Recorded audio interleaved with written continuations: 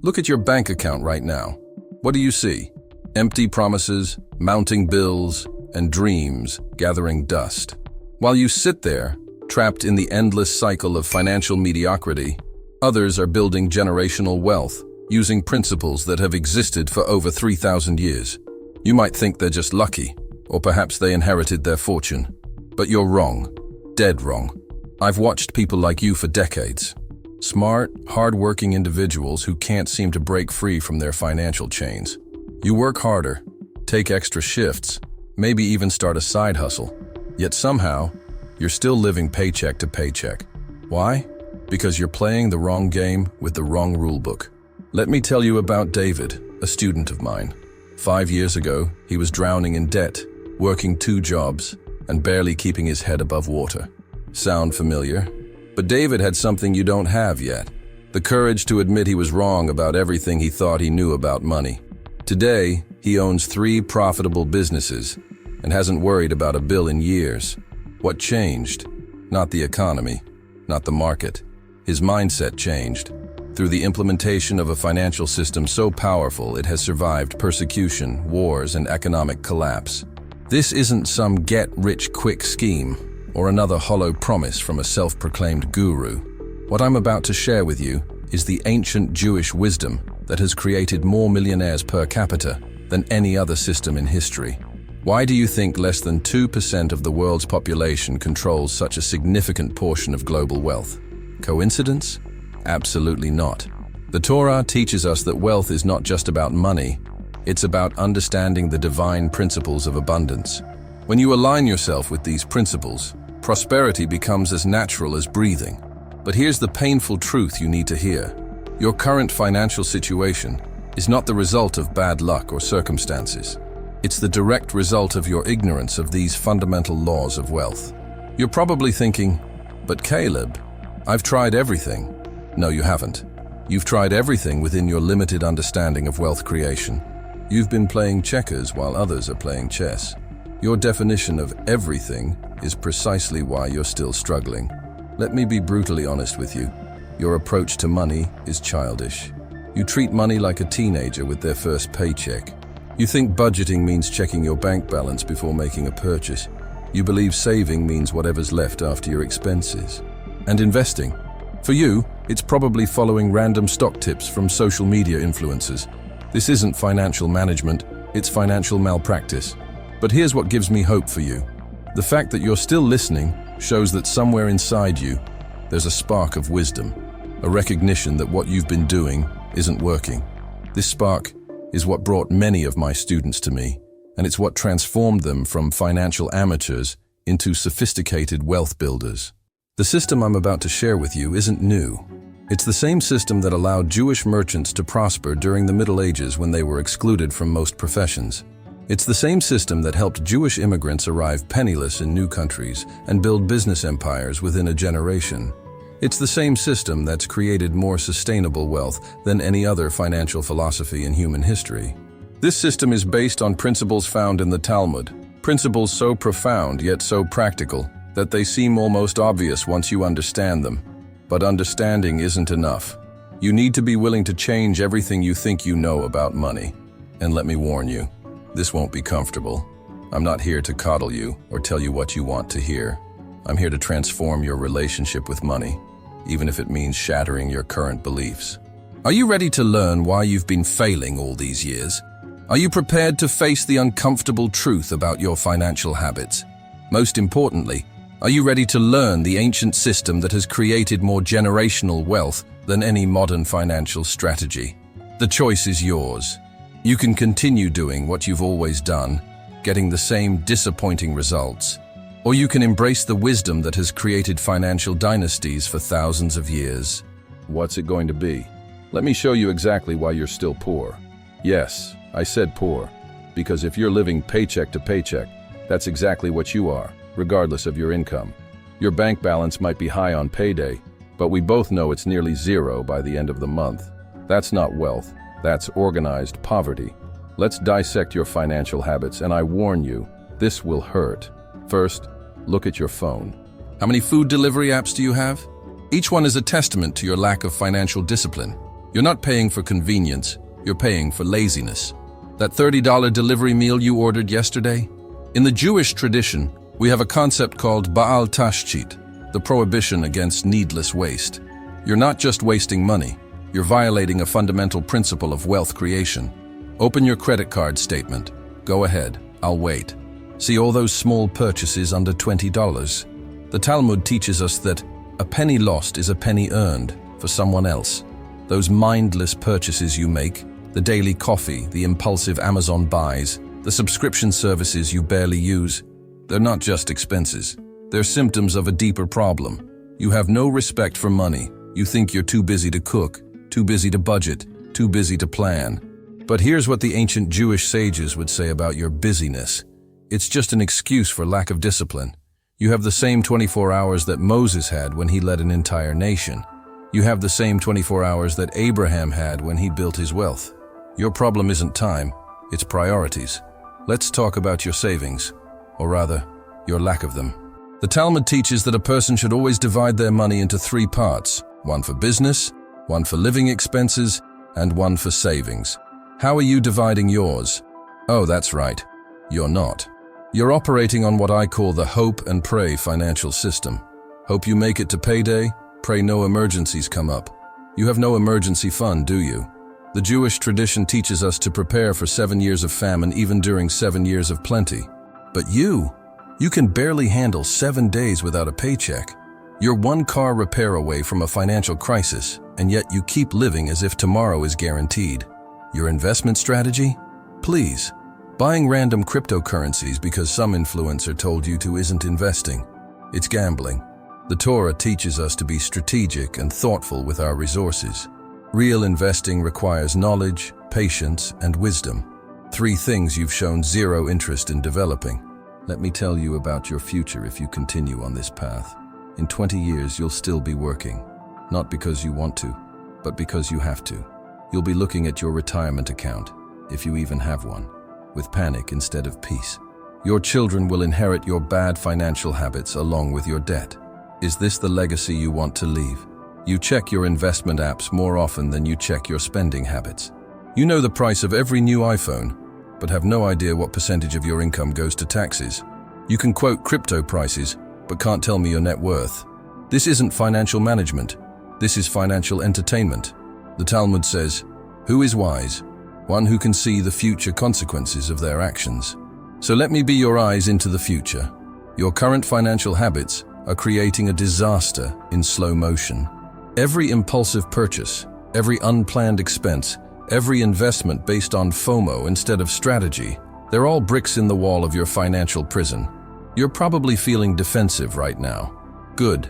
That means these truths are hitting home. But let me ask you something. If what you're doing is working so well, why are you here? Why are you listening to me?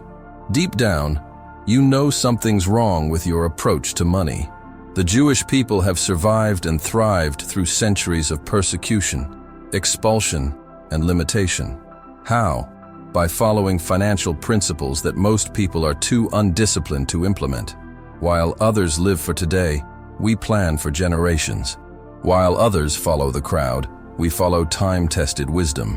While others make excuses, we make plans. Your financial problems aren't unique. They're not even interesting. They're the predictable result of modern consumerist thinking colliding with ancient principles of wealth. You're trying to build wealth using society's rulebook, a rulebook designed to keep you consuming, not accumulating. Ready to learn a better way? Ready to understand why everything you know about money is not just wrong, but dangerously wrong? Because what I'm about to share isn't just information. It's a complete rewiring of your relationship with money. But first, you need to make a choice. Will you continue down this path of financial mediocrity? Or are you ready to embrace the principles that have created wealth for over 3 millennia? Let me share with you one of the most powerful principles from the Jewish financial wisdom, one that has transformed beggars into businessmen and peddlers into patriarchs. It's called Ma'asa, the practice of systematically separating your money before you can waste it. But this isn't just about separating money. It's about creating a system so powerful it will force you to become wealthy whether you feel like it or not. In the Torah, we learn about Joseph in Egypt. When faced with 7 years of plenty followed by 7 years of famine, what did he do? He didn't wait to see what was left over at the end of each harvest. No, he systematically separated 1/5 of all produce immediately, before anyone could touch it, before excuses could be made. Before the urgency of today could steal from the necessity of tomorrow. But you do the opposite. You wait until the end of the month to see what's left over to save or invest. And guess what? Nothing is ever left over. You know why? Because money is like water. It fills whatever space you give it. Your expenses magically expand to consume every dollar you earn. This isn't an accident. It's financial suicide. Let me tell you about my student Sarah. 3 years ago, she was making $85,000 a year but couldn't save a dime. Sound familiar? She had all the excuses. Rent was too high, inflation was crushing her, she had student loans to pay off. But here's what she was really saying: I'm too weak to control my money. Today, she has over $200,000 in investments, and her income hasn't changed. What changed was her system. The Talmud teaches us about a man who came to Rabbi Akiva, desperate to escape poverty. Instead of giving him money, Rabbi Akiva asked him, "What do you do with your first fruits?" The man replied that he sold them all. The rabbi explained that by not setting aside the first portion as commanded, he was literally programming himself for poverty. The same applies to you. Here's the principle that will transform your financial life. Money must be separated immediately and systematically, not after your expenses, not when you feel like it, not when it's convenient. Immediately. The moment money touches your hands or hits your account, it must be divided according to the ancient wisdom. 10% goes to your wealth account, never to be touched except for investments. 10% goes to your giving account. This isn't charity, it's spiritual insurance. 20% goes to your tax account, because tax problems destroy wealth. 60% is for your living expenses. And if you can't live on this, you're living beyond your means. But Caleb, you whine, I can't live on 60% of my income. Really? Let me ask you something. If you were in prison, would you find a way to live on whatever they gave you? Of course you would. The only difference is that right now, you're in a prison of your own making. A prison of financial mediocrity. The Baal Shem Tov, a revered Jewish sage, taught that everything in the physical world reflects a spiritual truth. When you fail to separate your money immediately, you're not just making a financial mistake. You're violating a spiritual principle of order and discipline. You're telling the universe that you can't be trusted with more wealth because you can't even manage what you have. Look at your bank statements from the last 3 months. How many times did you transfer money to savings after your expenses? And how many times did you transfer money from savings to cover expenses? You're not building wealth. You're playing a shell game with yourself. And you're losing. In the Talmud, there's a story of a man who inherited a fortune, but lost it all within a year. When asked how this happened, the sages pointed out that he treated his wealth as one undivided mass, rather than respecting the principle of separation. Your situation is no different. Every time you fail to separate your money immediately, you're programming yourself for poverty. This isn't a suggestion. This isn't a good idea to try someday. This is the difference between financial slavery and financial freedom. Every wealthy Jewish family I know practices some version of this principle. Every broke person I know ignores it. Which group do you want to belong to? From this moment forward, you have a choice. You can continue treating your money like a child with a pocket full of candy money, spending whatever you have until it's gone. Or you can start treating your money like the powerful tool it is, something to be respected, separated, and strategically deployed. The system I'm sharing with you isn't complex, but it requires something you might not have: discipline. The Hebrew word for discipline, mishma'at, shares its root with the word for hearing and understanding. Are you really hearing me? Are you ready to understand that your current financial struggles are not a problem to be solved, but a symptom of your failure to follow this basic principle? The next few minutes will determine whether you remain a financial amateur or begin your journey to mastery. But let me be clear. If you don't implement this system exactly as I've outlined, nothing will change. You'll still be sitting here next year making the same excuses, feeling the same frustration, living the same mediocre financial life. Is that what you want? Are you ready to stop being a victim and start being a victor? Now I'm going to give you the exact steps to implement this system. Not tomorrow, not next week, today, right now. Take out your phone, because you're going to make changes while I'm speaking. If you're not willing to take action right this moment, stop watching. I'm not here to entertain you. I'm here to transform your financial life. Step 1. Create your financial gates. The Talmud teaches us about the importance of gates, physical and spiritual barriers that protect what's valuable. Right now, open your banking app and create 4 separate accounts. Name them exactly as I tell you. Wealth building, 10%. Holy money, 10%. Tax protection, 20%. Life account, 60%.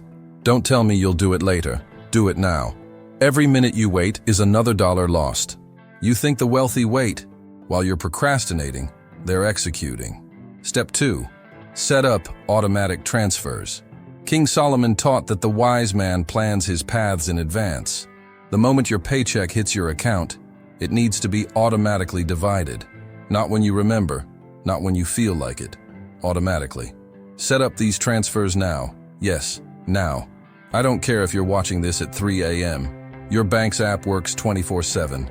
If you make $5,000 a month, that means $500 goes instantly to wealth building, $500 to holy money, $1,000 to tax protection, $3,000 to life account. But Caleb, I have bills to pay. Yes, and you'll pay them from your life account. If you can't live on 60% of your income, you're living beyond your means. Period. The rabbis teach us that poverty follows the poor. Your expensive lifestyle isn't making you wealthy, it's keeping you poor. Step 3. Establish your wealth-building rules. Write these rules down right now. I'm serious. Get a paper and pen. These are your new financial commandments. Never touch the wealth-building account except for investments. Holy money is for giving and creating spiritual merit. Tax protection money is untouchable until tax time. Life account is your only spending source. The great Rabbi Hillel said, "If I am not for myself, who will be for me?" This is your moment to be for yourself. Stop making excuses. Stop waiting for the perfect time. The perfect time was 20 years ago. The second best time is right now. Step 4. Create your investment framework. The Talmud teaches specific percentages for investment allocation. 1/3 in business, 1/3 in commodities, 1/3 in cash. Translate this to modern terms. 33% in index funds or stable business investments. 33% in real assets like real estate or precious metals. 33% in high-yield savings for opportunities. Don't you dare tell me you'll think about it. The time for thinking is over. The time for action is now. Pull up your investment accounts. Start making these allocations. Your wealth-building account should be automatically feeding these investments. Step 5. Implement the profit-first system. Before you spend a single dollar from your life account, take out your calculator. Every expense must pass the profit test. Here's the formula the ancient Jewish merchants used. Will this expense generate more than it costs? Is this expense necessary for maintaining my earning power? Could this money be better used for wealth building? If the answer is no to all 3, it's not an expense, it's a waste. And waste is not just financially foolish, it's spiritually wrong. Step 6. Weekly financial Shabbat. Just as the Sabbath is holy time, you need holy time for your finances. Every Friday, yes, I'm telling you exactly when, you will review every transaction from the week, check your account balances, plan next week's expenses, update your net worth tracker. Miss this appointment with yourself, and you're choosing to remain poor. It's that simple. The Talmud teaches that one who is careless with their money will always be lacking. Are you ready to stop being careless? Listen carefully. These steps are not suggestions. They're not good ideas to implement when you feel ready. They are the difference between financial slavery and financial freedom. Every day you delay is a day you choose to remain poor. I can already hear your excuses forming. I need to think about it. No, you need to act. I'll start next month. Why? So you can waste another month? This seems too rigid. More rigid than living paycheck to paycheck. The great Rabbi Nachman taught that where you place your money is where you place your life force. Right now, your life force is scattered, weak, and wasted. These steps will focus it, strengthen it, and make it grow. Are you ready to stop being a financial amateur and start being a wealth builder? Are you ready to stop making excuses and start making money? Or will you be like the countless others who hear wisdom but lack the courage to apply it? Let me share with you stories of real transformation. Not fairy tales, but actual examples of people who took these ancient principles and turned their financial lives around. These aren't just success stories. They're wake-up calls for you. Remember David Sassoon? In the 1800s, he fled persecution in Baghdad with almost nothing. But he understood these principles I'm teaching you. When he arrived in Mumbai, India, he didn't waste time complaining about his circumstances. Instead, he immediately implemented the separation principle, taking every rupee he earned and dividing it according to the ancient wisdom. Within a decade, he built a trading empire that stretched from India to China. By the time he died, he had created a financial dynasty that lasted generations. Was he smarter than you? No, he just followed the system. But let me bring this closer to home. Let me tell you about Michael, one of my students. 3 years ago, he was a high school teacher making $52,000 a year. He came to me drowning in credit card debt, just like you probably are right now. The first thing I made him do was implement the separation system. He fought me, just like you're probably fighting me in your head right now. I can't live on 60% of my income, he said. Sound familiar? But Michael did something you haven't done yet. He stopped making excuses and started taking action. He separated his money immediately when his paycheck came in. Yes, the first 3 months were painful. He had to move to a smaller apartment. He sold his car and started taking the bus. His friends thought he was crazy. But here's what happened. Within 6 months, his wealth building account had $3,000. By month 12, he had $8,000 invested. Today, he owns 2 rental properties and still teaches. But now it's by choice, not necessity. The Talmud tells us about Rav Papa, a beer brewer who became wealthy by following these same principles. He didn't just brew beer, he implemented strict financial systems. He separated his money immediately, just like I'm telling you to do. He reinvested consistently, just like I'm teaching you. The result? He became one of the wealthiest sages of his time. Sarah, another student of mine, was a single mother working as a nurse. Her story probably looks a lot like yours. Trying to stretch her paycheck, constantly worried about bills, no clear path to wealth. The first day she came to me, she was ready to file for bankruptcy. But instead of filing bankruptcy, she filed away her excuses. She started separating her money the moment her paycheck hit her account. Was it easy? No. Did she have to make sacrifices? Absolutely. The first month, she had to tell her teenagers they couldn't have new smartphones. The second month, she canceled cable TV. The third month, she moved in with her sister temporarily to cut expenses. But here's what happened. By month 4, her wealth-building account had $2,000. By month 8, she had paid off 1 credit card.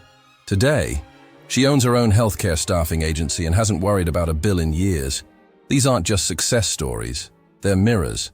I want you to see yourself in these examples, because right now, you're standing exactly where they stood. The only difference is they took action while you're still making excuses. Let me tell you about Benjamin, a recent college graduate buried in student loans. He came to me convinced he couldn't save money until his loans were paid off. Sound familiar? Instead of accepting his excuses, I showed him how to implement the separation principle, even with his debt.